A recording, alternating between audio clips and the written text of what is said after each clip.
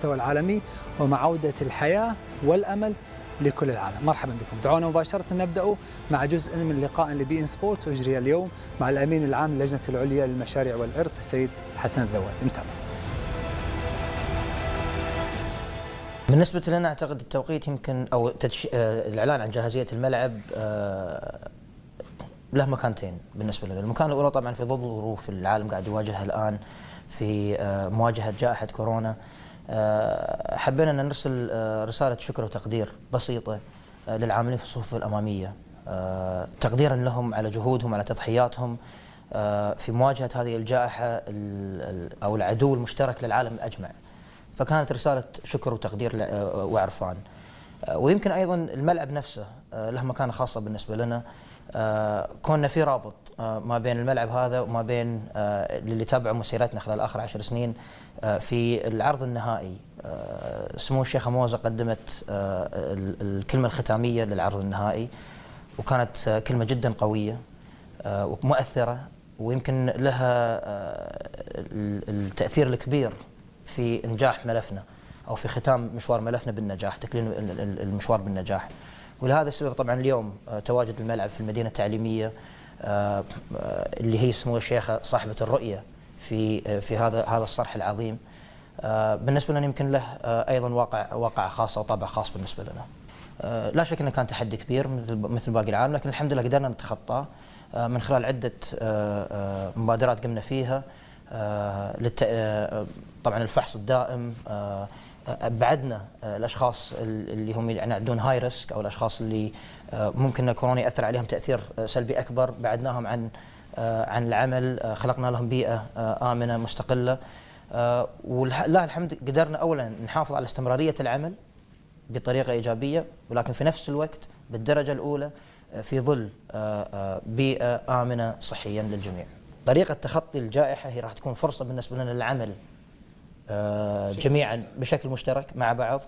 ويمكن هي تأكيدنا على كلمة سمو الأمير اللي ألقاها، أن ما راح نقدر نتخطى هذه الجائحة إلا بالتعاون بتضافر جهود الجميع. بالنسبة للتجربة نفسها طبعا في تواجد قطر الآن احنا أو الأشخاص الموجودين في قطر الآن احنا قاعدين نتعلم. الآن احنا عندنا شراكات أساسية مثلا مع الدوري الألماني، قاعد نتناقش أيضا مع الدوري الإنجليزي ومع بطولات أخرى مثلا طوكيو، قاعد نتناقش معهم أيضا في النظر في إيش الإجراءات اللي قاعد يوضعونها، إيش الأشياء اللي أثرت فيهم بالنسبة لتجربة الجماهير، إيش اللي ينجح وإيش اللي ما ينجح. ويمكن لله الحمد بالنسبة لنا جائحة كورونا أتت سنتين قبل البطولة، ففي مجال بالنسبة لنا أن نتعلم من الجميع بحيث أن نقدر نوفر تجربة راح تخلد في ذاكرة الناس لما يجون إلى قطر في 2022 بإذن الله. من أول يوم كنا نقول أن احنا نتائجنا أو لأي شخص مشكك في قدرة قطر في استضافة كأس العالم دائما الردود راح تكون بالضبط راح تكون على أرض الواقع. اليوم ثالث الملاعب طبعا، ويمكن للتنويه أن الملعب كان جاهز في الفترة الأساسية اللي كانت في شهر 12 من العام الماضي، ولكن قررنا أن تدشين الملعب أو الإعلان عن جاهزية الملعب يكون في فترة معينة. وشفنا أن اليوم فرصة بالنسبة لنا أن تكون مثل رسالة تقدير وعرفان للعاملين في الصفوف الأمامية. وهذا طبعا يعني مثل ما قلت لك جزء من استراتيجيتنا بشكل عام في تنفيذ المشاريع على أرض الواقع، والتأقلم مع الأوضاع اللي موجودة بالرغم من الصعوبات اللي توضع أمامنا، بالرغم من أي عراقيل أو أي عقبات موجودة بالنسبة لنا. احنا دائما ننظر إليها على أساس أنها فرص للابتكار، فرص للنظر للأمور بطريقة جديدة، فرص لتقديم خدمات أو توفير خدمات بطريقة جديدة. فلهذا السبب بالنسبة لنا احنا يعني لله الحمد أعتقد آخر 10 سنين أثبتنا للعالم قدرتنا على إنجاز المشاريع بالوقت المحدد، والسنتين القادمين بإذن الله في تدشين الملاعب القادمة راح أعتقد بإذن الله العالم يعيش تجربة مونديالية غير مسبوقة، في احتفالية غير مسبوقة للبشرية أيضا في تخطي جائحة كورونا. فهي يمكن عصفورين بحجر. هذه البطولة عربية شرق أوسطية بالدرجة الأولى قبل ما تكون أي بطولة قطرية. هذه بطولتكم للجمهور العربي. نتمنى إن شاء الله نشوفكم في قطر في 2022 ونحتفل مع بعض بإذن الله مع جميع مع الجماهير العالمية، مثل ما قلت مونديال عربي وتخطي عالمي لجائحة كورونا بإذن الله، والوعد واحد إن شاء الله. كل يتمنى أن يجتاز العالم هذه الجائحة. قبل أن نسهب في التفاصيل يسعدني أن أرحب بضيفي العزيزين، وأبدأ بالرئيس التنفيذي لكأس العالم قطر 2022 السيد ناصر الخاطر. مرحبا بك. مرحبا يا محمد. أهلا وسهلا فيك. وأرحب أيضا بالكابتن محمد أبو تريكة، محلل بي إن سبورتس، النجم المصري الدولي السابق وأيضا أحد سفراء اللجنة العليا للمشاريع والإرث. حياك الله كابتن. أهلا بك يا محمد. اشتقنا لك. ربنا يحفظك. ونعيم. أنا والله عليك. أستاذ ناصر، أبدأ معك. رسالة كل قائم على هذا الملف منذ اللحظة الأولى قبل 10 سنوات تقريبا من الآن بأنها بطولة لكل المنطقة. اليوم تدشين ملعب جديد بسعة 40,000 متفرج في مدينة تعليمية، ب 85% من مواد بناء لهذا الملعب تم جلبها من المنطقة. طبعا من معايير الاستدامة أنك أنت المواد اللي تستخدم في البنيان تكون تستخدم من أماكن قريبة من مكان الإنشاء، فنحاول احنا كثر ما نقدر أنه تكون من المنطقة. واضيف على هالكلام ان 29% من الملعب من مواد مكرره. وهذه نقطة في غاية الأهمية، دليل على أن الوعود بإشراك المنطقة وسكان المنطقة وأهل المنطقة ودول المنطقة أمر يتحقق على أرض الواقع من خلال مشاريع مختلفة. كابتن محمد. وده أنا زي ما بقول يا محمد، ده واجب وليس فضل، واجب. لأن زي ما بقول أستاذ حسن لما اتكلم في اللقاء قال هي بطولة شرق أوسطية عربية، وأول مرة دولة عربية تنظم حدث عالمي. فده انا زي ما بقول ده واجب، والشراكه في كل حاجه هي اللي بتنجح الموضوع. الشراكه، مفيش حد بيشتغل في العالم دلوقتي فرادى فردي، كله شراكه، كله جماعي. لان دايما زي ما بقول المؤسسات الكبيره بتكبر بالمؤسسات الاخرى، بتكبر باللي حواليها، مفيش حد بيكبر لوحده. فعشان كده هي قيمه كره القدم، ان هي بتجمع الناس وتشرك الجميع. مفيش زي ما بقول العالم دلوقتي بيواجه سابقة غير مسبوقة. صحيح. فدايما الشراكة، حتى رسائل قادة العالم في مواجهة هذه الجائحة بتضافر جهود الجميع. طبعا الشراكة هي اللي بتخليك تعدي الصعوبات. ودايما في علم الإدارة، الإداري الناجح أو الإداري الشاطر اللي بيبقى في وقت الأزمات بيواكب وياخد العواقبات والمشاكل فرص يبين فيها نفسه. فالنهاردة التدشين بتاع الاستاد يقول لي للجميع احنا بندي رسالة أمل للجميع. زي ما الألمان كان لهم دور كبير انه يرجعوا كرة القدم، النهارده احنا القطريين عندنا بندشن استاد في ظروف صعبة، بنقول للجميع احنا جاهزين، بنقول للجميع هناك رسالة أمل. العالم بيواجه صعوبات، في لازم حد يبعث الأمل والتفاؤل. فكرة القدم واستادات كرة القدم هي من تبعث هذه الرسالة، رسالة الأمل للمستقبل. احنا جاهزين، هنعدي الصعوبات بالمشاركة بالجميع وبجهود الجميع. توقيت مهم حساس في أزمة يعيشها العالم، مع أمل، مع تضافر الجهود، مع وجود هذا الملعب في صرح تعليمي ثقافي رياضي فريد من نوعه على مستوى العالم في مدينة التعليمية التي تشهد عددا كبيرا من أفضل وأبرز وأهم جامعات العالم.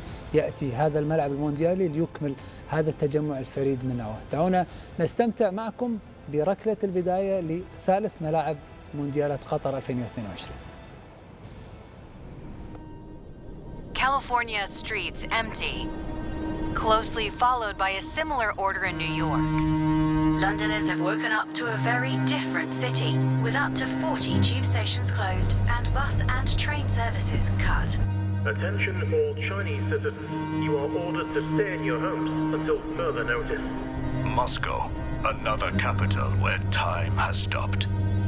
Stay home or face punishment, as the French government has ramped up their lockdown restrictions across the country. All across Iran, the death toll is reaching unprecedented levels, like we've never seen.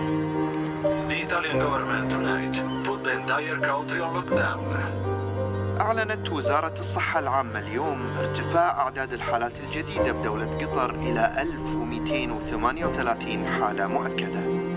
Questo è il nostro mondo, un mondo che non avremmo mai immaginato. Non abbiamo mai affrontato un avversario così terribile, così implacabile. Un avversario che può paralizzare il nostro mondo. Non abbiamo mai sofferto così. Eravamo sotto, ma non siamo stati battuti.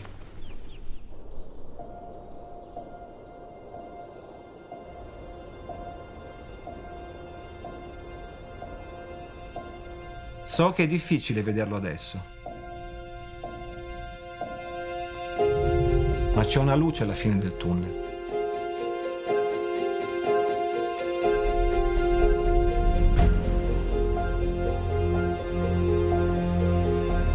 Il mondo è così pieno di bellezza.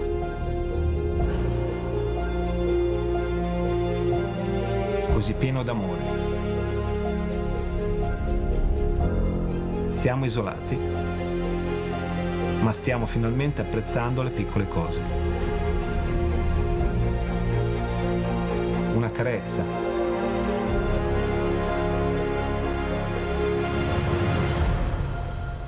Sentire l'erba verde sotto i nostri piedi.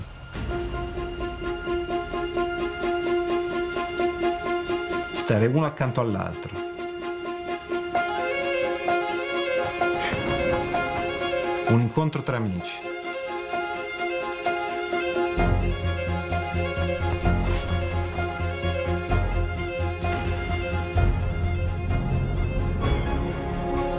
Conoscere persone nuove.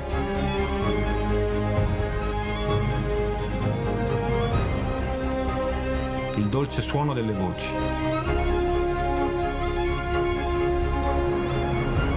L'urlo della folla.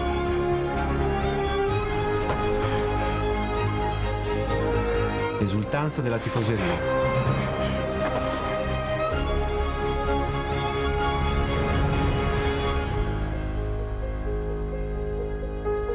I normali ritmi di vita.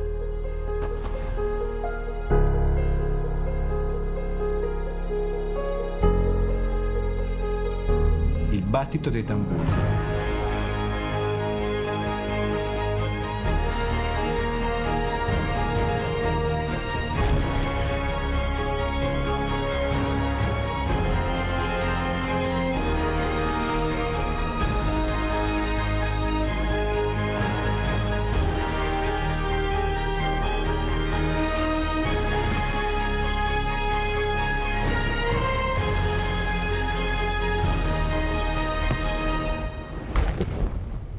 Ora dobbiamo resistere in silenzio,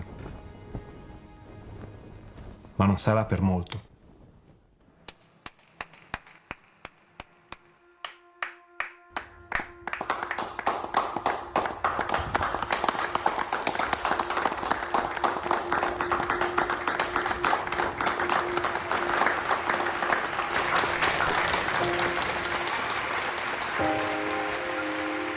Il silenzio verrà rotto. Ce la faremo. Io ce l'ho fatta e riprenderò a lottare. Sono con voi. Sono stato e sarò sempre il vostro difensore.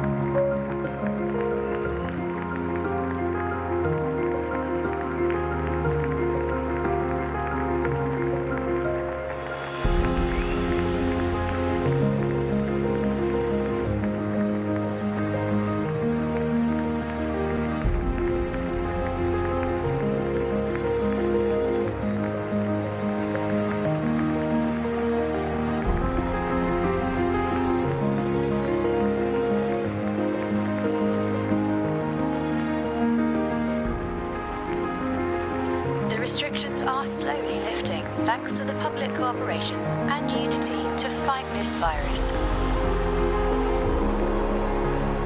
The curve is beginning to flatten. We're seeing a decrease in new cases. شكرا لجميع الأطباء والممرضين والمسعفين وكل الذين يساعدوننا في مواجهة هذه الجائحة.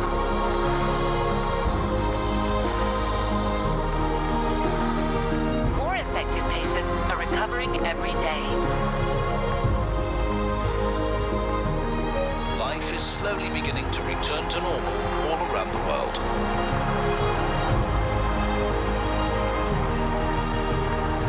Thank you to all of the healthcare workers tirelessly fighting for our safety.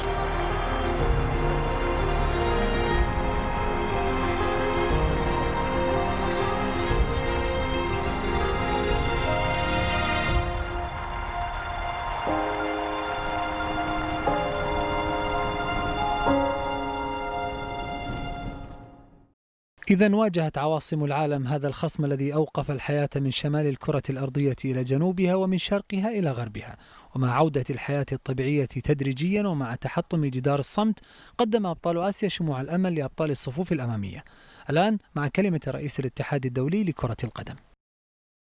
Hello everyone. First of all, thank you to His Highness the Emir of Qatar for the opportunity to share this milestone with you all. Tonight, while announcing the completion of another stadium hosting the FIFA World Cup 2022, we pay a very special tribute to those who suffered, who fought and who are still fighting against the COVID-19 pandemic, giving us a remarkable example of resilience during such a difficult moment. We must not forget, health comes first. In some parts of the world, it is already possible to look ahead to better times. In others, we still have to be extremely careful, stay strong and united. In the meantime, the new stadium in Education City reminds us that football will return, and with more passion than ever.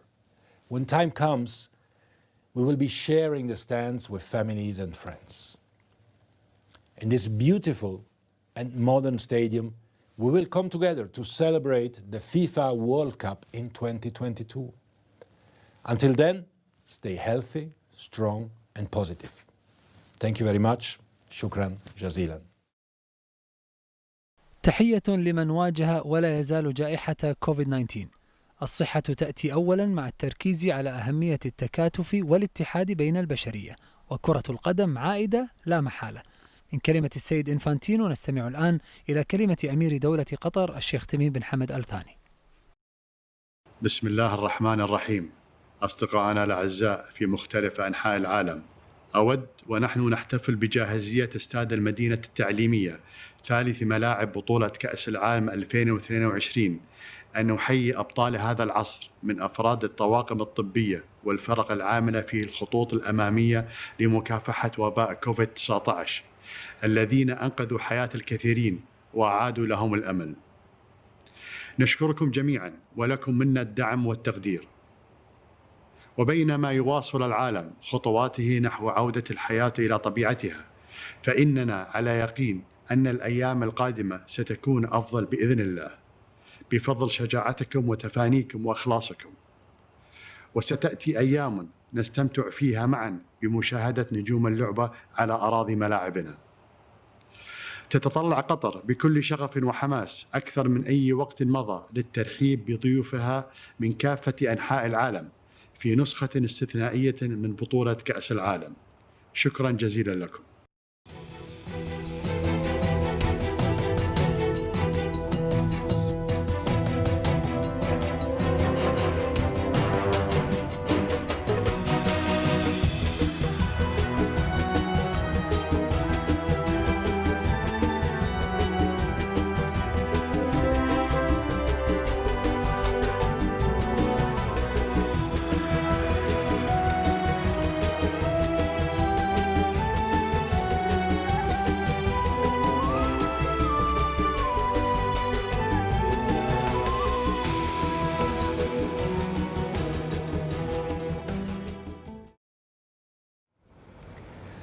هكذا إذن تابعنا معكم هذه اللحظات وهذه اللقطات لافتتاح ثالث الملاعب المونديالية من أصل 8 ملاعب استعدادا لاستضافة دولة قطر لكأس العالم هنا في الدوحة وفي باقي المدن القطرية عام 2022. الكثير من رسائل الجميلة من أمير دولة قطر إلى رئيس الاتحاد الدولي، أمل مع كرة قدم مع توقيت استثنائي. ما هي الرسالة التي يريد الجميع أن يوصلها لكل العالم اليوم؟ طبعا مثل ما قلت الظروف اللي احنا فيها ظروف استثنائية، العالم بأجمعه يعيش هذه الظروف لأول مرة، لكن مثل ما سمعت أن القيود قاعدة تنرفع شيئا فشيئا في يعني كثير من الدول اللي في العالم، وإن شاء الله نتأمل أن الحياة ترجع إلى طبيعتها في أسرع وقت ممكن. طبعا هذا التدشين الافتراضي والرقمي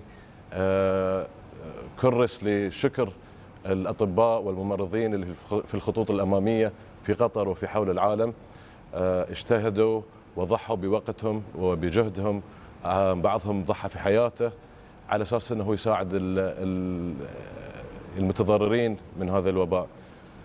ولكن احنا مثل ما قلت أن في أمل، راح ترجع الحياة إلى طبيعتها.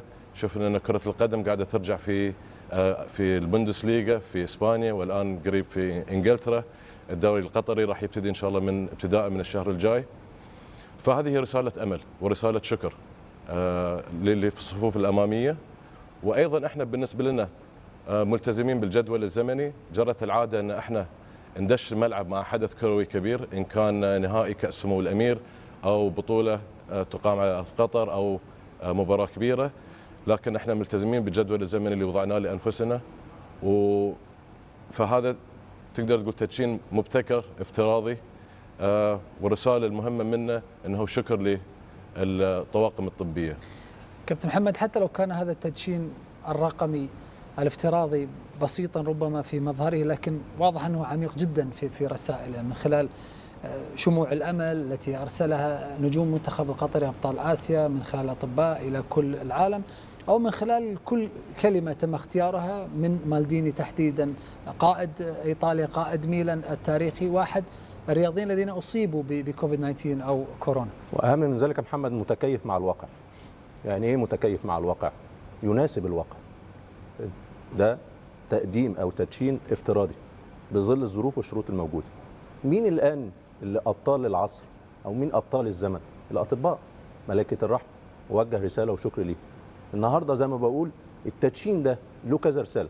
أولا بالنسبة لقطر، مدى الجاهزية الموجود فيها في استضافة كأس العالم، مدى موجود الاستادات الموجودة، وكيفية إدارة الأزمات، ومدى ما يأثرش على جدولك ولا يأثر على تخطيطك، لأن أنت مؤسس صح ومخطط صح. أنت مستمر في خطتك ومتأقلم مع الظروف. وعندك العزيمة، ده مهم. في جانب أخرى أو جوانب أخرى في ظل الأزمات ياخد جنب. لا، أنت فاتح صدرك بس بحساب، وبتقول أنا موجود والجاهزية بتاعتي موجودة. حاجة ثالثة، احنا في عالم كرة القدم دايما بنحتفل بالهاتريك. النهارده قطر سجلت هاتريك. ده الملعب الثالث من ضمن 8 ملاعب لاستضافة كأس العالم، بعد ملعب خليفة وملعب الجنوب. فالنهارده استاد المدينة التعليمية هو الهدف الثالث، الهاتريك زي ما بنقول في عالم كرة القدم. النهارده الاستاد ده، الرياضة والعلم ده من أهم الركائز الأساسية لأي مجتمع صحي وناجح. النهارده الاستاد ده في نهضة الدولة. طبعا الاستاد ده بيقدم النموذج ده، الرياضة والعلم، بل والصحة كمان. الصحة في ظل المؤسسات أو الموجودة، المنشآت الخضراء الموجودة اللي حوالين الملعب. الاستاد في مدينة تعليمية مش هيخدم بس الفرق أو المنتخبات الموجودة في كأس العالم، ده هيخدم المؤسسات التعليمية الموجودة، الأكاديميات الموجودة، الصف الدراسي الموجود، الطلاب الموجودين، بيخدم المجتمع. عصر ان الاستاد خلاص بقى لمباراة كرة القدم بس، لا، لازم الاستادات لاستضافة مباراة كرة القدم واستفادة المجتمعية منها. فكل الحاجات دي موجودة. الرسائل دي بتبعث لأن المستقبل مشرق، في أمل. دايما التاريخ أو العصر بيذكر السباقين مش التابعين. السباقين زي ما قلنا على الألمان، ادوا بادرة ان ترجع الكوره، شجع الانجليز، شجع الاسبان. النهارده انت في مجال كرة القدم، قطر بتقدم رسالة ان الامل والمستقبل مشرق. بس لازم يبقى عندك اصرار وعزيمه وناس مسؤوله بتوفر او بتخدم او بتوفر الامكانيات الموجوده لصالح دولتها مش لحاجه اخرى. استمعنا لرواية ما حدث بشكل مختصر عن طريق باولو مالديني قائد إيطاليا وميلان سابقا، الذي قاد دفاع فريقه ومنتخب بلاده في أصعب وأهم الظروف على المستوى الدولي وكذلك على المستوى المحلي. دعونا نستمع له الآن بعد أن وصف الأطباء بأنهم كانوا أفضل دفاعا عن العالم في هذه الظروف.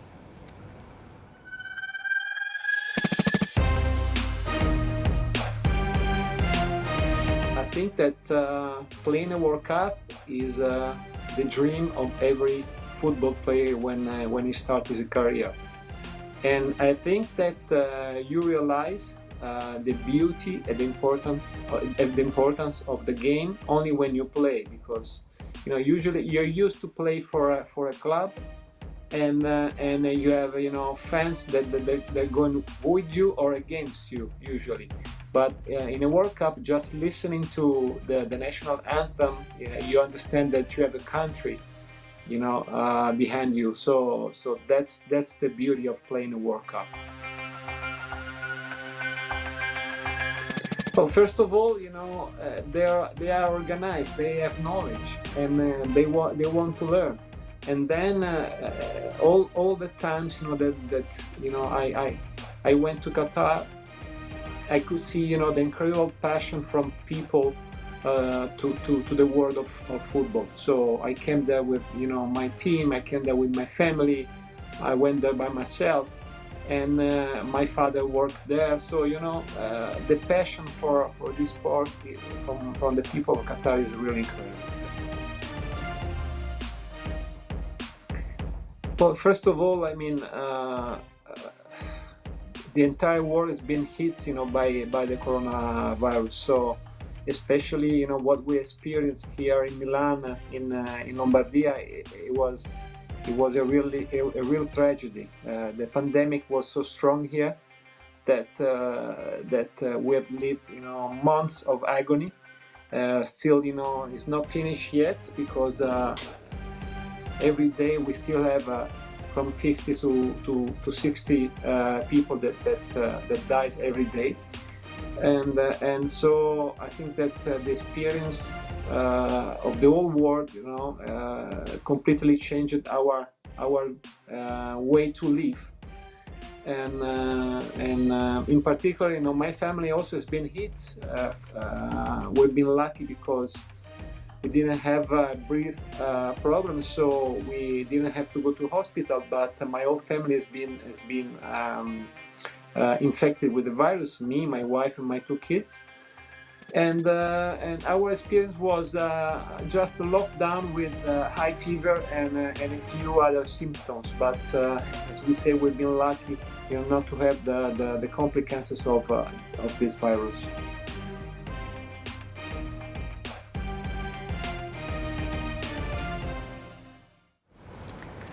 استمعنا للأسطورة مالديني الذي كان والده زميلا لنا هنا في بي إن سبورتس، محلل الدوري الإيطالي قبل أن يتوفى الله قبل سنين قليلة، وكذلك جاء مع ميلان في الكثير من المناسبات منها مواجهة ميلان وأيضا منتخب قطر. أستاذ ناصر، ما الذي يميز الاستاد؟ دائما تكررون جملة الاستدامة والاستفادة للمنطقة وللمجتمع ما بعد كأس العالم، كيف طبق ذلك في هذا الملعب؟ طبعا استاد المدينة التعليمية يمكن ملامح الإرث فيه واضحة، يعني من قبل حتى بدأنا الإنشاء فيه. هو موقعه في قلب المدينة التعليمية، راح يخدم المجتمع، راح يخدم الكادر التعليمي اللي موجود هناك، الطلبة في المدينة التعليمية للاستفادة من المرافق. يعني في اللقطات الجوية كأنه جاء ليكمل اللوحة صراحة، يعني من المنطقة المحيطة من الاستاد والاستاد، يعني مثل ما قلت لوحة فنية. بس بالعكس، يعني في مدرستين راح يكونون جزء من الملعب، راح يكونون جاهزين في 2022، وطبعا هو راح يكون تحت امر وتصرف المدينه التعليميه ومؤسسه قطر. وبالنسبه ايضا للاحداث الكرويه، ان كانت للدوري او كانت احداث اخرى قبل وبعد كاس العالم، لكن احنا اللي عارفين ومتاكدين منه ان هذا الملعب راح يكون له استخدام كبير من طرف المدينه يعني التعليميه. وانا اشاهد هذه اللقطه، الصوره اللي يمكن الذهنيه الموجوده لدى الكثير من الغرب بان قطر والمنطقه هي عباره عن رمال وجمال، على عكس ما شاهدنا في هذا بالعكس صح. خضره وماء وملاعب وتعليم وامور كثيره ايجابيه. صراحه اللي بيلعب جولف وعنده هذا المشهد يعني راح يكون مبسوط جدا. تلعبت في ملعب الجولف لكن لعبت كره قدم. لعبت. المناظر حلوه، انا عايش الواقع. الواقع الصوره حلوه والفيديو حلو، انما الواقع احلى لما تمشي والمناظر الموجوده، سهوله الوصول للاستاد، طريق خاص لذوي الاحتياجات الخاصه، الشجر، نظام بيئي، استاد صديق للبيئه، صحيح. فكلها حاجات ممتازه ومواكبه زي ما بقول لك يا محمد، ومواكبه للعصر. احنا يقول لك دايما المناطق العربيه هي دايما لازم تبقى تبتكر. الابتكار ده حلو، الفن المعماري الاسلامي القديم ده كله موجود. في حاجات لازم تدل على انك هناك هويه ليك او لمسه ليك او بصمه ليك، فكلها حاجات حلوه، حاجات الصراحه اللي هيوصل لكاس عالم ان شاء الله 2022 يبقى عنده حظ كبير انه يلعب في مثل هذه الاستادات. استادات عصريه حلوه شايفينها احنا على ارض الواقع، فاحنا بنقول للناس احنا بنفتح ايدينا للجميع وبنقدم الامكانيات دي للجميع، ومش بس لكاس العالم فقط لا غير، لا في استدامه وفي ارث. لان النهارده ساعه الاستاد 40,000، بعد ما كاس العالم يخلص يوصل ل 20 او 25,000، وبعد كده المقاعد الاخرى تروح لدول ناميه. فده الفكره ان انت ما بتستضيفش حدث رياضي فقط لا غير للعصر ده او للوقت ده، لا المستفيدين اخرين، وفي نفس الوقت بتدي ارث وحاجه كويسه وحاجه مجتمعيه يستفيد منها المجتمع. كنتوا تركزون دائما على انها بطوله متقاربه المسافات، هذا الملعب يؤكد ذلك، 13 كيلو تقريبا عن قلب الدوحه، ثم واحده من اهم محطات المترو بجانب الملعب. 500 متر من بوابات الملعب. محطه مركز المعارض يعني يبعد 500 متر. طبعا ايضا في خط الترام الرئيسي اللي في المدينه التعليميه، في مواقف متعدده الطوابق في موقعين قرب المدينه التعليميه، فالجمهور اللي راح يجي ممكن يستخدم الترام، او ممكن الجمهور اللي جاي من الدوحه يستخدم المترو ويمشي للملعب، واللي جاي بالسياره عنده مواقف كثيره ممكن يستخدمها. أنا أشكرك شكرا جزيلا أستاذ ناصر خاطر، رئيس تنفيذي لكأس العالم قطر 2022، ومبروك هذا التدشين للملعب الثالث. شكرا لكم ومبروك عليكم بعد، ونشوفكم إن شاء الله عن قريب. إن شاء الله نلتقي على خير بإذن الله. دعونا الآن نستمع السيد ياسر الجمال رئيس مكتب عمليات البطولة متحدثا لبي إن سبورتس، نتابع. نرحب بكم مشاهدينا أينما كنتم في هذه المقابلة الخاصة مع السيد ياسر الجمال رئيس مكتب عمليات البلد المستضيف نائب رئيس المكتب الفني للمشاريع للجنة العليا. مساء الخير عليك أولا. يا مرحبا يا هلا. خلينا نتحدث على استاد مدينة التعليمية. أولا موقع الاستاد في المدينة التعليمية، لماذا هذا الموقع بالأخص؟ بسم الله الرحمن الرحيم. الحمد لله أول شيء على الحدث الكبير اليوم وتدشين ثالث ملاعب كأس العالم بعد ملعب استاد خليفة وملعب الجنوب، يعتبر خطوة رئيسية ومهمة من ضمن تجهيزات قطر لاستضافة كأس العالم. فنحن ماضون على الخطة الزمنية، وإن شاء الله راح تكون جميع الملاعب جاهزة في العام القادم. ما يميز ملعب المدينة التعليمية موقعه في قلب المدينة التعليمية ووقوعها على شارعين رئيسيين، شارع خليفة وشارع الريان، وكذلك قربه من محطة المدينة التعليمية للخط الأخضر، بحيث أنها تبعد حوالي 500 متر، وهذا راح يسهل بشكل كبير تدفق المشجعين خلال وقت كأس العالم. كما شاهدنا في كأس الخليج وكأس العالم للأندية موقع محطة استاد خليفة كيف ساهم بشكل كبير في تسهيل عملية دخول المشجعين إلى الملعب. بالإضافة أنه يميز المدينة التعليمية الترام الخاص بها، راح يساهم ذلك بنقل المشجعين اللي راح يصفون سياييرهم في المواقف المتعددة الطوابق والمختلفة الأماكن داخل محيط المدينة التعليمية.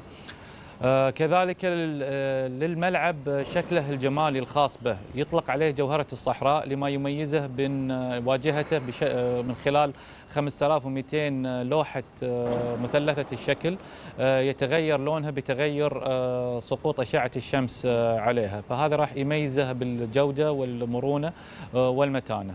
طيب عدة خواص تحدثت عنها، ولكن برأيك ما الذي من الممكن أن يميز هذا الاستاد عن مثلا استاد الجنوب، استاد خليفة، بالنسبة للمشجع نفسه؟ يعتبر أول ملعب من ملاعب كأس العالم اللي يحصل على شهادة نظام التقييم الاستدامة العالمي الجيساس بفئة 5 نجوم. تم استخدام ما يعادل 55% من مواد مستدامة في البناء، ومنها 29% من مواد يمكن إعادة تدويرها. بالإضافة إلى ذلك أن كراسي الملعب بطاقتها الاستيعابية 40,000 كرسي تم تصنيعها محليا، مما ساهم بشكل كبير في انخفاض البصمة الكربونية للإنشاءات. طيب بالنسبة ل 40,000 مشجع سيكون حاضر في هذا الملعب، ماذا بعد 2022؟ كما هو في باقي ملاعب كأس العالم سيتم تخفيض السعة الاستيعابية للملعب من 40,000 إلى 20,000، بحيث راح يوفر طاقة ومساحات ترفيهية وصحية واجتماعية ورياضية لطلبة المدينة التعليمية، بحيث راح يرجع هذا كيان أصيل في قلب المدينة التعليمية. نعم. أيضا هناك عدة مناسبات، سواء كان محلية سواء كانت مجموعات في دوري أبطال آسيا ترش إلى الآن حتى يتم الإعلان الرسمي عن هذا الشيء، يعني كنسبة وتناسب أين تراها الأقرب بالنسبة للكرة المحلية لأن يتم لعبها في هذا الاستاد كافتتاح؟ احنا ملاعبنا راح تكون جاهزه، لان اللي نعرفه ان الاتحاد الاسيوي محتاج ملاعب مكيفه في شهر 9، واعتقد ان هذه الخاصيه متوفره في ملاعبنا الجديده، وملاعب مدينه التعليميه وملعب الجنوب واستاد خليفه واستاد السد وكذلك الريان واستاد البيت، جميعهم جاهزين لاي استضافه اي حدث كروي يتطلب منا استخدامهم للوقوف على مدى جاهزيه هذه المنشآت قبل كأس العالم. نعم. السيد ياسر جمال رئيس مكتب عمليات البلد المستضيفنا برئيس المكتب الفني للمشاريع في اللجنة العليا، شكرا جزيلا لك. شكرا. كانت هذه المقابلة الخاصة مع السيد ياسر الجمال، ونعود معكم للحديث أكثر. شكرا لزميلي العزيز عبد الله العلي، وايضا للسيد ياسر الجمال. ودعونا الان نستضيف ضيفا جديدا، وهو الدكتور عبد اللطيف الخال، رئيس المجموعة الاستراتيجية الوطنية للتصدي لفيروس كوفيد 19 التابع لوزارة الصحة هنا في دولة قطر. مساء الخير وسعادة باستضافتك. مساء النور لك وللأخوة المشاهدين. حياك الله. يعني بالنسبة للقطريين والمقيمين في دولة قطر، أنت كنت واحدا من نجوم الفترة الماضية، الكل كان ينتظر ظهورك على الشاشة للإطمئنان، لمعرفة التعليمات، لمعرفة المراحل التي تمر فيها قطر والعالم في ظل هذه الظروف. نعم، أشكرك على هالمقدمة اللطيفة، لكن أحب أن أكد أن هناك العديد من النجوم الذين يعني هم ما يظهرون كثير في الإعلام وهم يشتغلون بصمت من وراء الكواليس، لهم فضل كبير جدا في السيطرة على الوباء في دولة قطر. احنا شاهدنا دكتور رسالة الواضحة في تدشين هذا الملعب، رسالة أمل ورسالة حب وتقدير والشكر لنجوم الأشهر الماضية وربما سنوات مقبلة، وهم الطاقم الطبي بشكل عام والصفوف الأمامية تحديدا. هل جاءت هذه الرسالة وجاء العالم الآن في الأشهر القليلة الماضية ليكتشف قيمة هؤلاء الناس مع حجم وعظم هذه الجائحة؟ العاملين في القطاع الصحي بالذات العاملين في الواجهة من أطباء وتمريض وصيادلة ومساندين صحيين من تخصصات مختلفة يعملون بجد واجتهاد بصمت طوال السنين.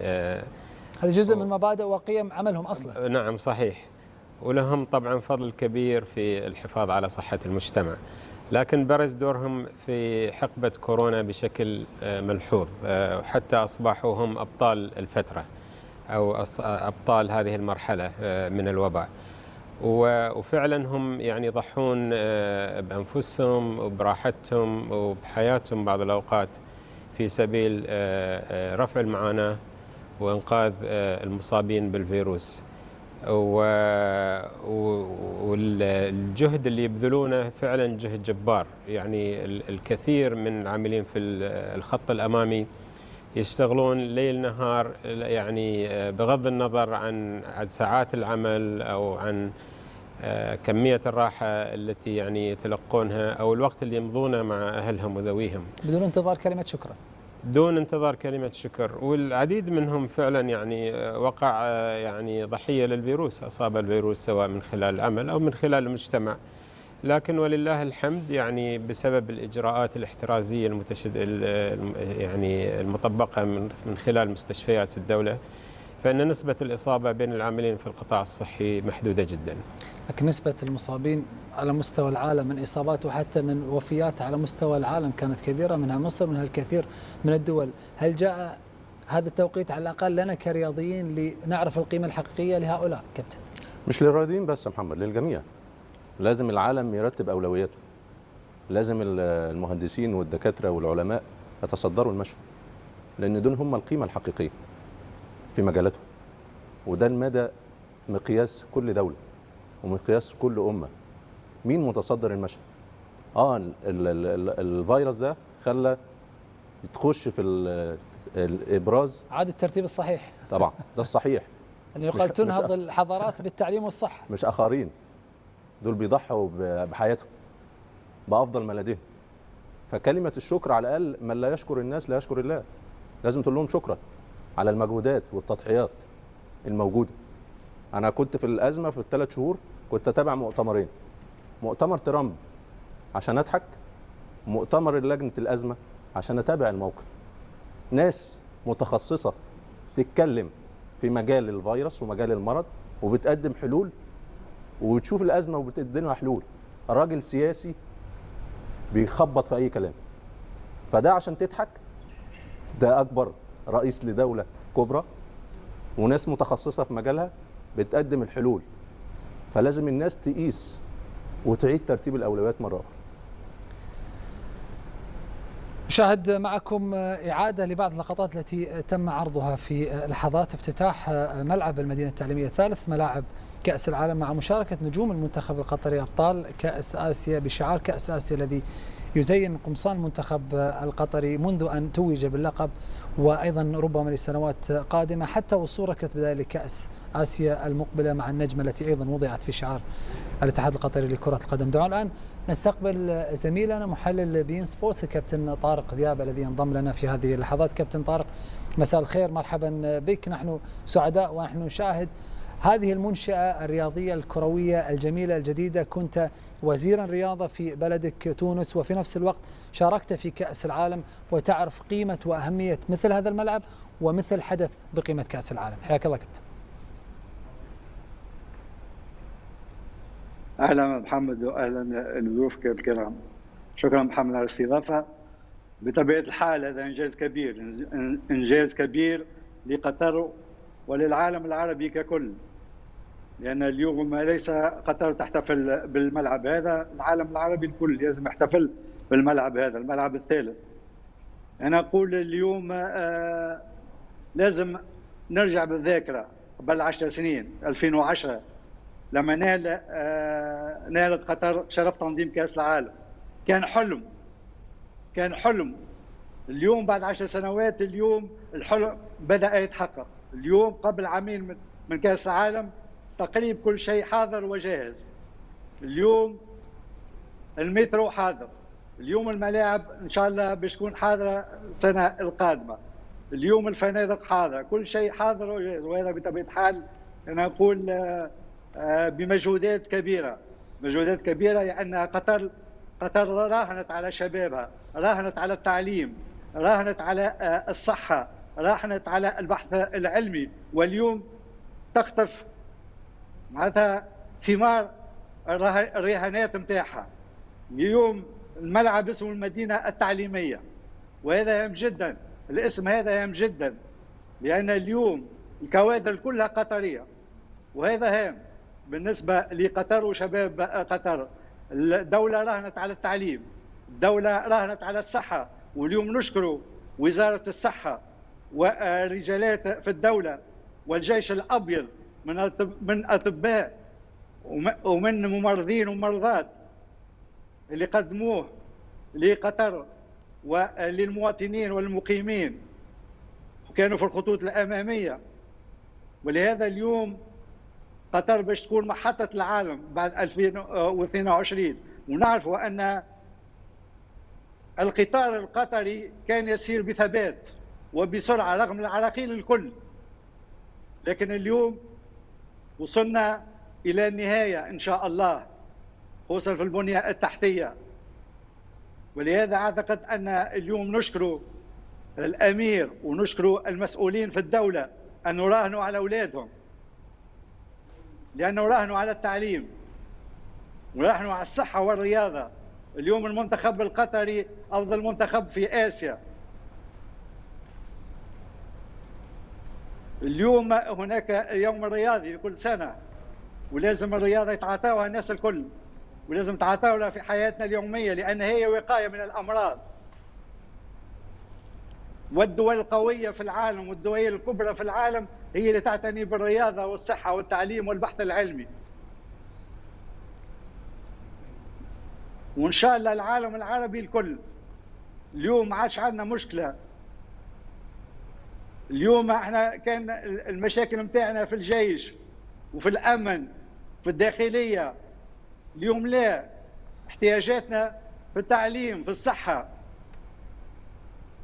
في الرياضة، في الثقافة. هذا هي العالم بعد كورونا. لأنه واضح اليوم أن الطائرة ما عملت شيء للكورونا، أن الإف 16 ما عملت شيء للكورونا. الأطباء متاعنا هم اليوم في الصفوف الأمامية، وهم اللي لازم يقودوا العالم في السنوات القادمة. لا ميسي ولا رونالدو. ميسي ورونالدو ساعة ونص. لا ينحيوا الفقر من العالم، لا يساعدوا الفقراء، لكن هذم هم اللي يساعدوا الفقراء وينحيوا الفقر. ولهذا أعتقد لازم تفكيرنا يتغير بعد الكورونا، وإن شاء الله. ونقول قطر على الطريق الصحيح. قطر وضعت السكة الصحيحة منذ سنوات مع الوالد الشيخ حمد، واليوم مع الشيخ تميم. اليوم الكوادر كلها قطرية، وهذا مهم جدا. ونشكر اللجنة العليا للمشاريع والإرث، ونشكر اللجنة المنظمة لكأس العالم، لأن كلهم شباب قطر، شباب قطري. نعم. وإن شاء الله أتمنى لكم النجاح والتوفيق إن شاء الله. شكرا جزيلا لك كابتن طارق ذياب، أسطورة الكرة التونسية، نجم المنتخب التونسي المونديالي السابق ومحل بين سبورتس. شكرا لك كابتن، نلتقي على خير بإذن الله في تغطيات كروية رياضية مقبلة بإذن الله تعالى. والآن دعونا نستمع أيضا لنجمين موندياليين سابقين، دييغو فورلان وأيضا تشافي هرنانديز. نتابع.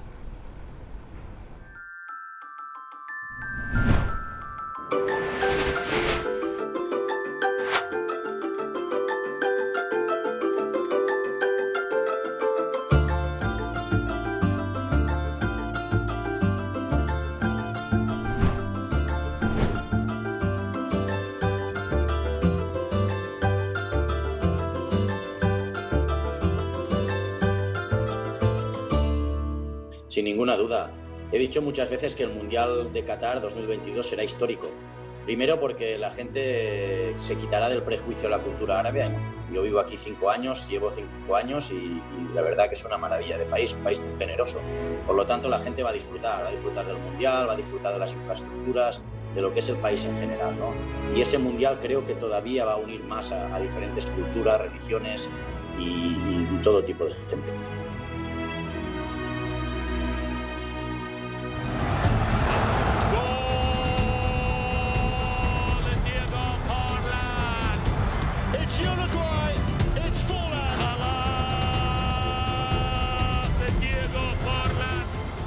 I think it's going to be a great World Cup. You know, it's going to be a nice, good weather. So I'm really expecting this to come. And it would be nice, to see great national teams to be playing there. It's going to be interesting. Bueno, el top. Para mí es un estadio top. Porque abarca todo, infraestructuras, calidad, bonito, acogedor además. Muy bien, creo que es un estadio que va a pasar a la historia por ser uno de los estadios del Mundial de Qatar, y ojalá podamos jugar pronto allí, ¿no? Que podamos jugar en el Al-Sadd en algún partido y disfrutar de esos estadios. Hemos disfrutado el Jalifa, el Janub, y ahora parece que está el Rayyan, parece que está el Education City ya listo. Por lo tanto, magnífico magnífica noticia para el Mundial de Qatar y para el país en general y para el fútbol, ¿no? Que lo podamos disfrutar todos los futbolistas y todos los aficionados a este deporte, me parece un estadio top. Eso es lo más bonito también. A mí me gustan mucho los estadios que el aficionado está muy cerca del césped, ¿no? Me encanta. Eso es fútbol puro, como los estadios de la Premier, por ejemplo, ¿no? Que no hay pista de atletismo. Entonces, para mí esto es fútbol puro, ¿no? El estadio hecho para jugar a fútbol. Y en este sentido, el Education City es así. Por lo tanto, es un estadio que me voy a sentir muy cómodo sin ninguna duda. من فورلان وتشافي اللذين خاضا أهم وأبرز البطولات العالمية وخاضا كأس العالم ومثلا بلديهما. أعود لك مرة أخرى دكتور للحديث عن أهمية الرياضة والعلاقة بين الرياضة والطب. الكثير من الاستثمارات على مستوى الرياضة من جانب طبي لتطوير كرة القدم وتطوير الرياضة بشكل عام. رأيك في هذا الامتزاج من خلال حدث تاريخي هو الأكبر رياضيا على مستوى المنطقة في كأس العالم؟ الرياضة والطب والرياضة والصحة بشكل عام يعني أعتقد أنهم يقال وجهان لعملة واحدة، وجهان لنفس العملة. الرياضة هي اللي تبقي الطبيب بعيدا، يعني ممارسة الرياضة من الصغر والحرص على نظام صحي في الحياة اليومية يبقي الإنسان بعيدا عن الأمراض، بالذات أمراض الشيخوخة اللي هي السكري والضغط وأمراض القلب. فمن الناحية النظرية إذا الإنسان يمارس الرياضة بشكل منتظم ودوري وبشكل صحيح، مش الرياضة القوية العنيفة. منظمة الصحة العالمية تقول إذا الإنسان يمارس 30 دقيقة من الرياضة المتوسطة في اليوم لمدة 5 أيام في الأسبوع فهذا كفاية. فهذا يبقي الإنسان يعني في غنى. هذا كان عامل حاسم في هذه الأزمة، لأن جزء أكبر من توفوا كانوا يعانون أصلا من أمراض مزمنة. صحيح. يعني حتى العديد من اللي يتوفون سواء في قطر أو في المنطقة أو في العالم من اللي أعمارهم في الخمسينات، بس العوامل المرضية اللي عندهم بالذات السكري والضغط هي اللي أدت فيهم غالبا إلى الوفاة. فالرياضة هي استثمار في العمر يعني في الصحة. وطبعا في الرياضة أيضا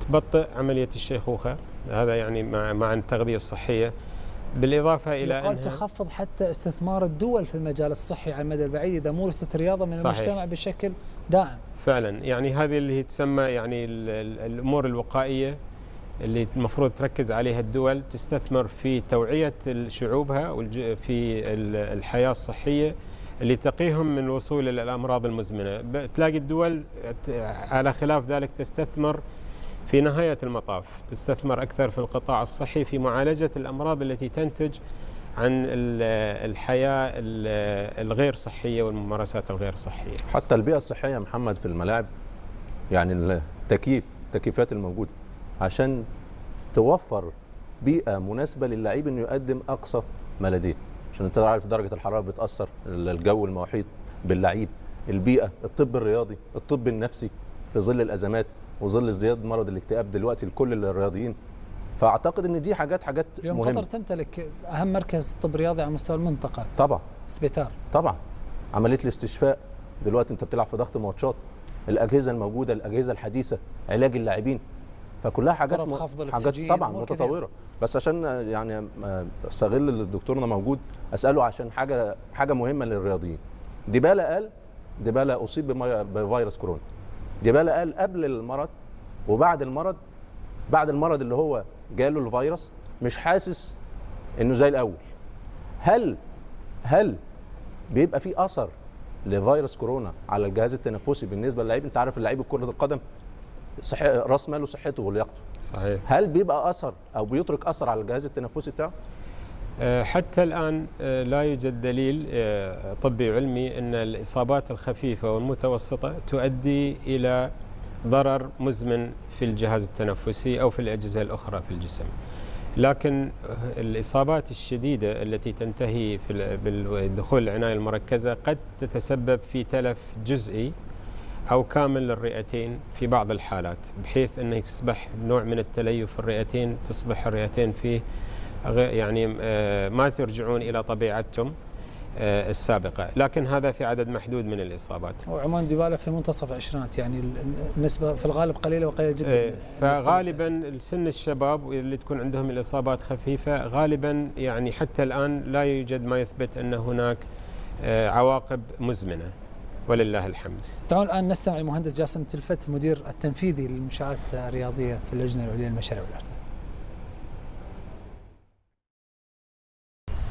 نرحب بكم مشاهدينا الكرام. واخيرا انطلاق ثالث ملاعب المونديال والاعلان الرسمي عن استاد المدينه التعليميه ليكون جاهز لاستضافه البطوله، بطوله كاس العالم قطر 2022. معنا في هذه اللحظات سيد جاسم تلفت المدير التنفيذي للمنشآت الرياضيه. مساء الخير عليك، يعطيك العافيه. مساء الخير عبد الله، ومرحبا في بي ان سبورت في استاد المدينه التعليميه. يعني قبل 6 شهور كنت مستعجل انا على الافتتاح، ولكن اليوم تم الاعلان الرسمي. دعنا نتحدث على استاد المدينه التعليميه بشكل عام. موقع استاد المدينه التعليميه دائما ما يكون هناك تساؤل لماذا هو متواجد في المدينه التعليميه بحد ذاتها؟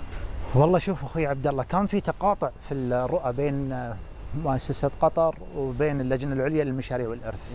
مؤسسة قطر بحاجة إلى وجود منشأة رياضية تخدم القطاع التعليمي والقطاع المجتمعي اللي تديره مؤسسة قطر، فتم التنسيق بشكل كبير جدا بين الجهتين حتى ان احنا نقوم بإيجاد الأشياء المطلوبة حق كأس العالم، وبعد كأس العالم يخدم تلك العملية اللي تديرها مؤسسة قطر. بالحديث عن مؤسسة قطر، أحد أهدافها دائما الاستدامة، والاستدامة طبقت في هذا الملعب. إذا تحدثنا بشكل تفصيلي عنها. احنا حصلنا على شهادة نظام الاستدامة العالمي جيساس فئة 5 نجوم.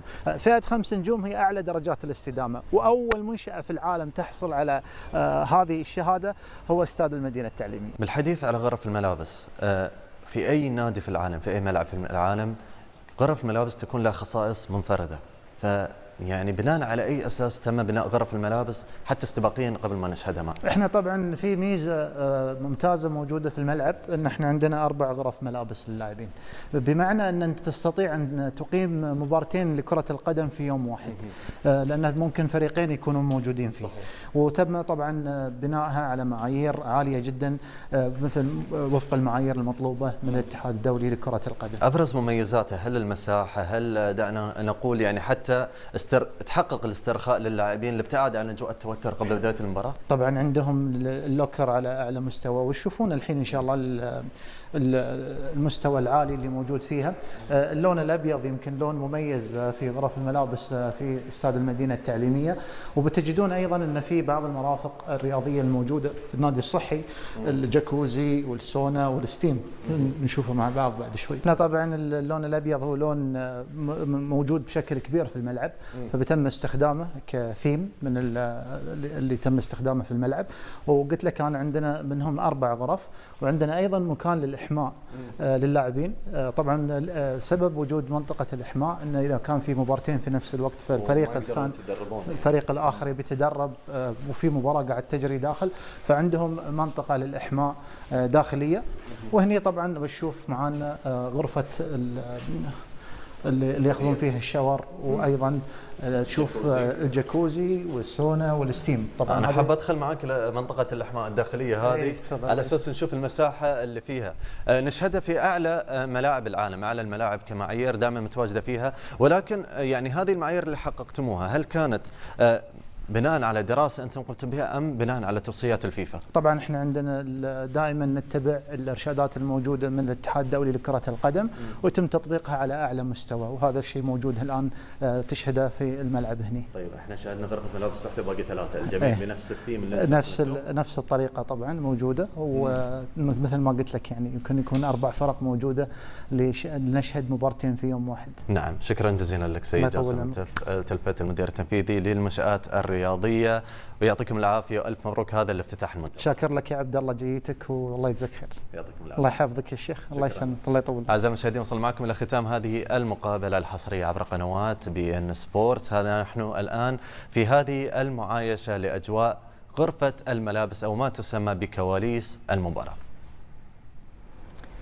شكرا زميل عبد الله العلي على هذه اللقاءات وهذه الجولة التي قام بها في ملعب المدينة التعليمية. جميلة هذه المرفقات، عندي شعور انك تشعر انك عايز تلعب ثاني.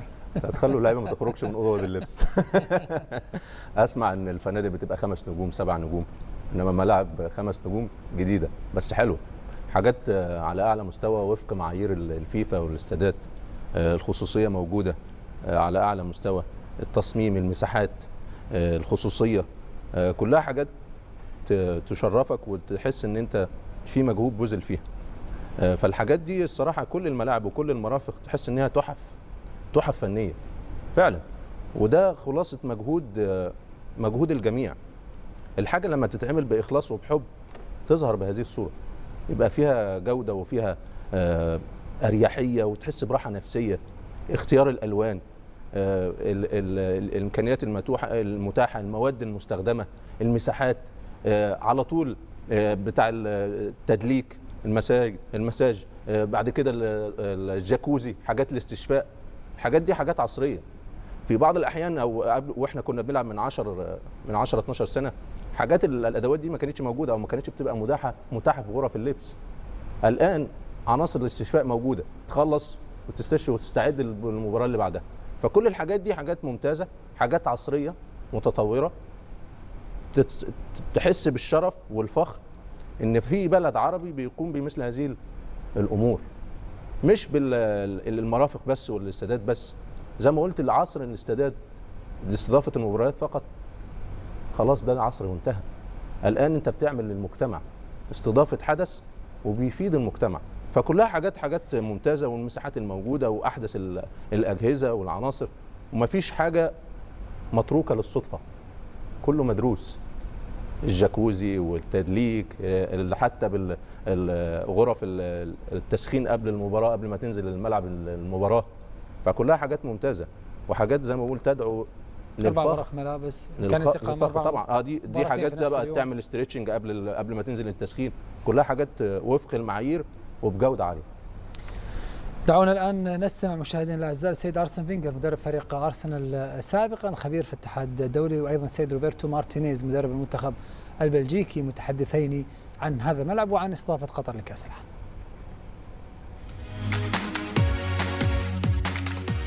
We realized how much we miss the game, and it's always like in life, you get accustomed to it and you think it's for granted, and then we realize that suddenly being deprived from the game, from football, is that football has a big importance in our lives. We had to live without football, and there were more important things in life, and everybody accepted that. But on a longer period, the way people respond after the deconfinement, it shows you how much people need as well competition, adventure, unexpected things in their life. The life was quite predictable for a long time, and we needed that unpredictable aspect of our lives to get back.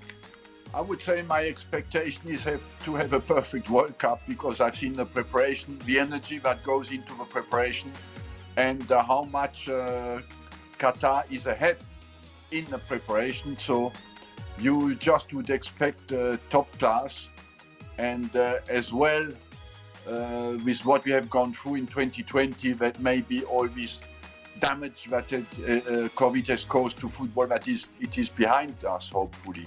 But I had the opportunity to see the stadiums and the evolution, and structure-wise is going to be the best World Cup that I've ever remembered.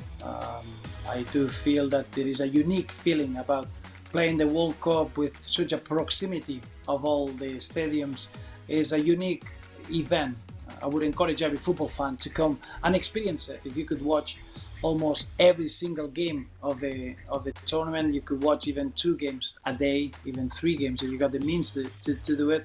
Is fascinating. When we've been in a World Cup, you always get the difficulty of geographically get into different places. I think as a fun experience will be unique, and already now you can see the signs in terms of the organization. This World Cup will be special. I had the opportunity to stay in the 2010 in South Africa, and I can see that football needs to come to Asia, and to arrive to in the way that it's been all set up is almost the nation of Qatar is been prepared to host the World Cup in a unique manner. I think it will be a great celebration for Asian football, for the whole of the nation of Qatar, and I think it will be a turning point. It will be a moment that is legacy that is going to be left after this incredible landmark in football.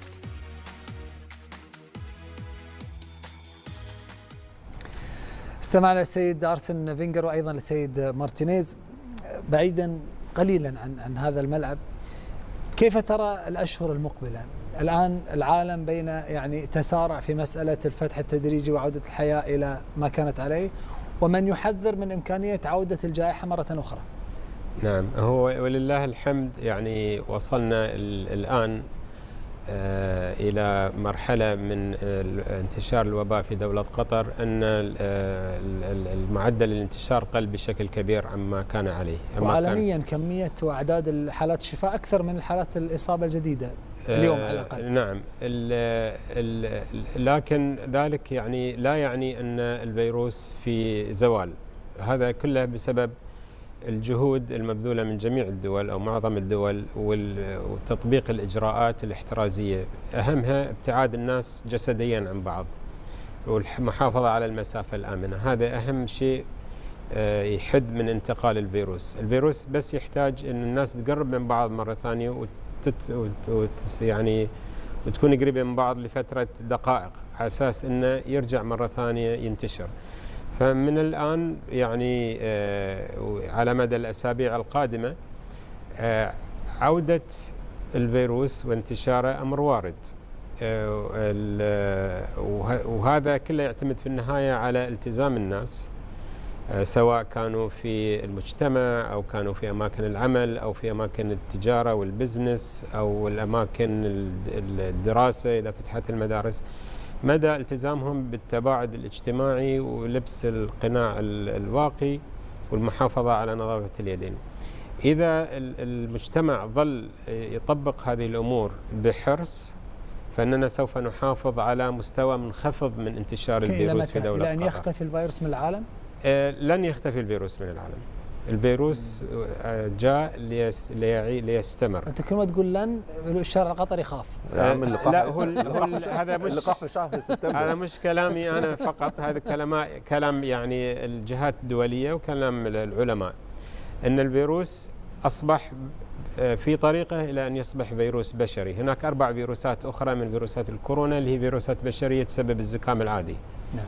غالبا هذه انتقلت من الحيوانات إلى البشر على مدى آلاف السنين الماضية، ما نعرف متى. وهذا فيروس مثلهم في طور أنه يصبح فيروس بشري، لكن من الآن حتى يصبح فيروس بشري راح يؤدي إلى العديد من الإصابات الخطيرة والوفيات الكثيرة على مستوى العالم. لن يتم السيطرة عليه بشكل تام، سوف يصبح مثل وباء الإنفلونزا يذهب ويأتي في مواسم، ويمكن الحد من انتشاره من خلال التطعيمات مثل الإنفلونزا. متفائل؟ نعم، في هناك يعني أسباب تدعو للتفاؤل، لأن هناك أكثر من جهة، هناك أكثر من 10 جهات حاليا يجرون تجارب تطعيمات على البشر، وبعض هذه بعض النتائج المبدئية مشجعة جدا، ودولة قطر تسعى إلى أنها تكون من أول الدول اللي تحصل على التطعيم إن شاء الله فور يعني توافره بشكل تجاري. طبعا الآن نستمع للسيد محمد فخر مدير إدارة التواصل المجتمعي في مؤسسة قطر. نتابع.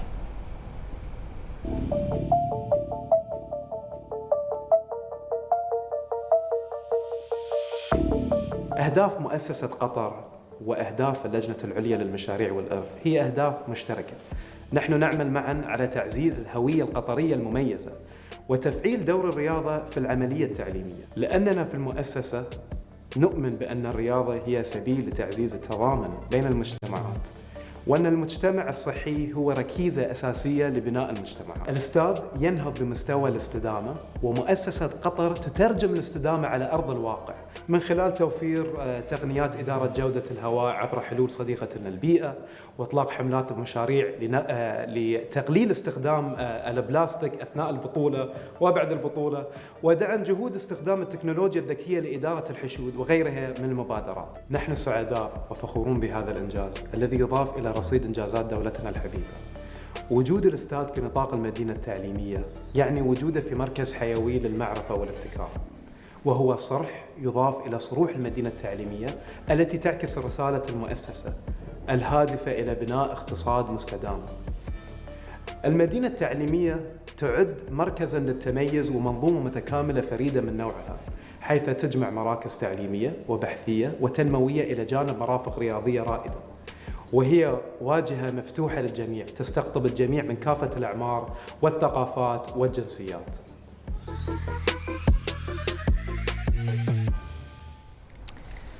انتقلنا من الملعب إلى المدينة التي هي فعلا واحدة من المدن النادرة على هذا الحجم وهذا المستوى من المنشآت ومن قيمة المحتوى التعليمي الذي يقدم فيها في مختلف قطاعات ومجالات التعليم. انت تعرف اهم حاجة استثمرت فيها قطر ايه يا محمد؟ البشر. ده اهم ميزة. استثمر في البشر. البشر هو اللي هيعمل لك الاستعداد. البشر هو اللي هيخليك تتقدم. بتعليمه وتستثمار فيه وتصرف عليه هيرجع لك المؤسسات والمناظر اللي احنا بنشوفها دي. البشر، تستثمر في البشر. عندك العزيمة، عندك الإمكانيات. استثمر في العقول عشان تقدم لك المباني الممتازة دي. الجهد المبذول ده نتاج بشر. فأنت عشان كده أهم ما يميز قطر إنها استثمرت في البشر. فالبشر بيخليك تجري في عملية التطور، في عملية التجديد، في عملية مواكبة العصر. ده أهم عنصر، أهم استثمار. استثمر في البشر، ما تستثمرش في الحجر. البشر اللي هيقدم لك الحجر، اللي هيبني لك الحجر، اللي هيجري بيك. عشان كده أهم عنصر هو الإنسان. صحة الإنسان، تستثمر فيه، تطور له، تنور له عقله، تصرف عليه، يرجع لك بمشاريع، باستثمارات، بأفكار جديدة. هو ده الموجود. رب البشر، علم البشر عشان يرجع لك المجهود ده والثمرة ده. لأن البشر هم ما يملكوا العقول والقلوب. بالعقل والقلب الدول بتتقدم، الأمم بتتقدم، مش بالمباني بس. فأنت استثمرت في البشر والعقول، قدم لك مثل هذه المشاريع ومثل هذه المؤسسات القوية.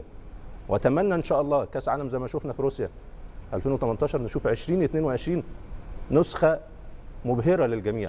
الناس مش هتفاجأ. هي دي طبيعة الدولة، طبيعة البشر الموجود، طبيعة الناس الموجودة. بتحب بلدها، عاوزاها تنجح، تقدم لها صورة ممتازة، تكرهش حد.